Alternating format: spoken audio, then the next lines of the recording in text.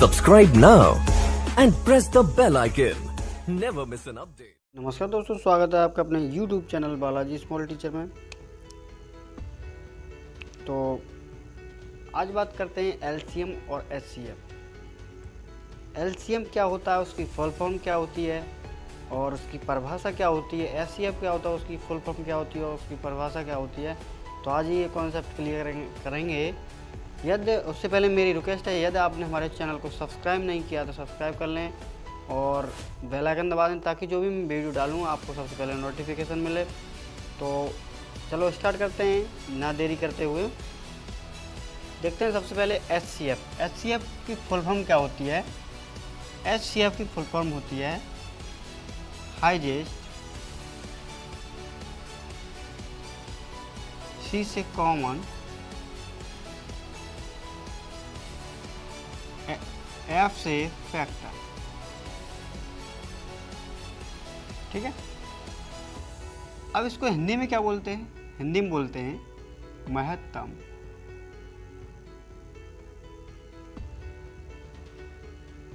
समापवर्तक। महत्तम समापवर्तक। इसको और आगे है LCM। LCM को हम की फुल फॉर्म देखेंगे। LCM की फुल फॉर्म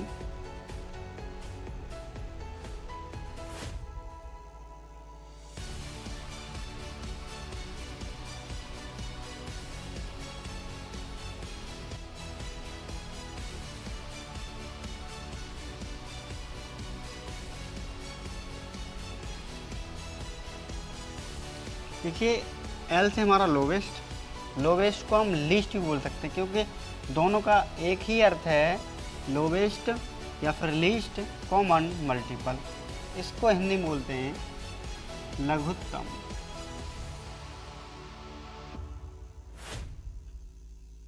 समापवर्त्य।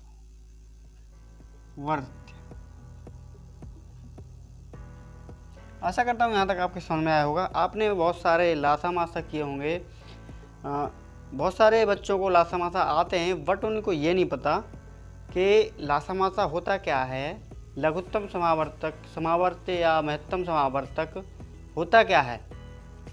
और बहुत सारे एग्जाम में पूछ लिया जाता है या फिर किसी इंटरव्यू में पूछ लिया जाता है या फिर कहीं कंपटीशन में पूछ लिया जाता है, तो आप घबरा जाते हैं कि ये पता नहीं कितनी बड़ी चीज़ है। तो इस कॉन्सेप्ट को आज क्लियर करेंगे। ये मैंने फुल फॉर्म बता दी, आप अपनी कॉपी पर लिख सकते हैं ताकि भविष्य में जब भी काम आए तो आप उसको देख सकते हैं। ठीक है, अब इसकी परिभाषा देखते हैं। परिभाषा क्या है, यानी हम देखेंगे HCF की परिभाषा।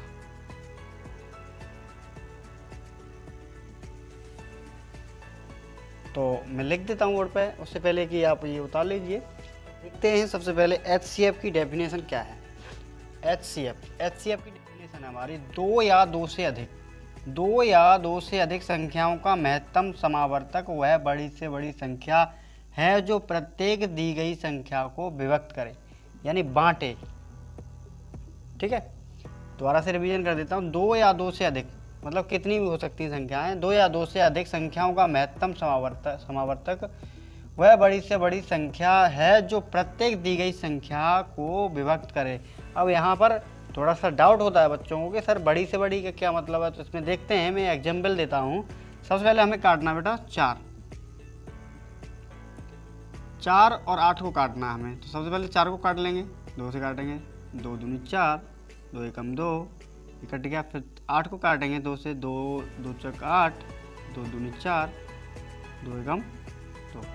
ठीक है, अब इन दोनों संख्याओं में हमें कॉमन क्या मिल रहा है। सबसे पहले हम वाली संख्या लिखेंगे 2 गुणा 2 और फिर ये 8 वाली संख्या लिखेंगे 2 गुणा 2 गुणा 2। ठीक है, अब इसमें कॉमन क्या मिल रहा है, ये मिल रहा है कॉमन, ये मिल रहा है। तो इसको हम लिख लेंगे 2 गुणा 2। जो कॉमन मिलता है उसको लिख लेते हैं, जो कॉमन नहीं मिलता है HCF में उसको नहीं लिखते हैं। तो 2 दूनी 4। वैसे तो इनको दोनों को 2 भी काट सकती है, लेकिन 2 क्यों नहीं आई, क्योंकि वो छोटी है उससे। यानी इसका 4 का भाग दोनों में चला जाएगा। 4 का भाग दोनों में चला जाएगा तो हमारी HCF क्या हुई बेटा 4। यदि हम करेंगे तो 2 से भी काट सकते हैं, लेकिन 2 नहीं आया। क्यों नहीं आया? क्योंकि हम बड़ी से बड़ी की बात हो रही है। 2 या 2 से अधिक संख्याओं का महत्तम समावर्तक वह बड़ी से बड़ी संख्या है जो प्रत्येक दी गई संख्या को विभक्त करे यानी बांटे। ठीक है, तो आशा करता हूँ समझ में आ गया होगा आपके। अगला जो उसकी डेफिनेशन देखते हैं एलसीएम की। एलसीएम की डेफिनेशन क्या है? वह छोटी से छोटी संख्या, वह छोटी से छोटी संख्या जो प्रत्येक दी गई संख्या द्वारा पूर्णतः विभक्त हो जाए दी गई संख्या का लघुत्तम समावर्त कहलाती है। अब इसमें भी डाउट हो रहा है क्योंकि इसमें छोटी से छोटी दी गई है। वह छोटी से छोटी संख्या जो प्रत्येक दी गई संख्या द्वारा पूर्णतः विभक्त हो जाए दी गई संख्या का लघुत्तम समावर्त कहलाती है। तो इसका एग्जाम्पल बताता हूँ मैं।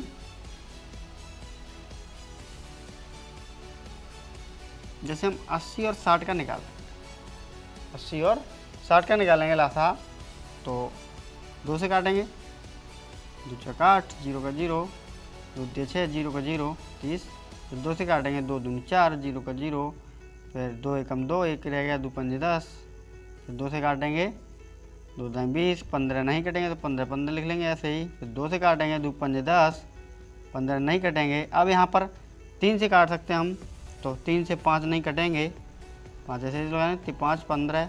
अब इसको हम 5 से काट सकते हैं, 5 एकम 5, 5 एकम 5। अब इस संख्या को हम गुणा रूप में लिखेंगे।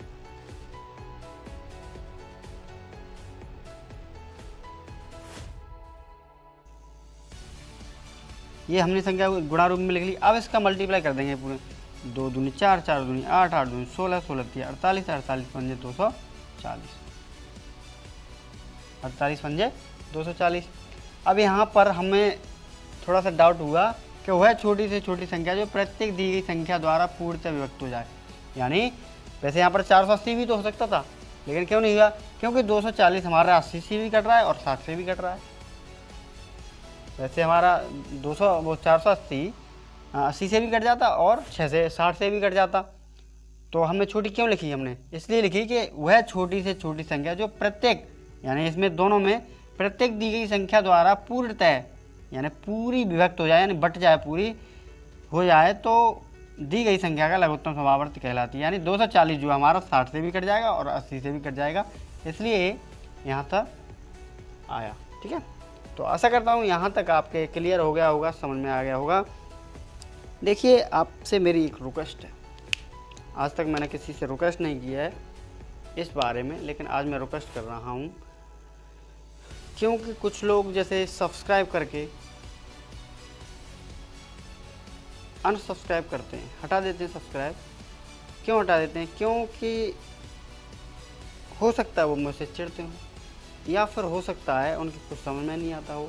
देखिए, समझ में नहीं आया तो मुझे कमेंट में बता दें कि सर ये यहाँ पर कोई डाउट होता है, तो उसको डाउट को मैं क्लियर करूँगा। अनसब्सक्राइब करके क्या फ़ायदा है? क्योंकि हम यूट्यूब पर एक दूसरे को सपोर्ट करेंगे तभी तो आगे बढ़ पाएंगे। यदि हम सपोर्ट नहीं करेंगे तो कोई आगे बढ़ पाएगा क्या? सब वहीं के वहीं पड़े रहेंगे।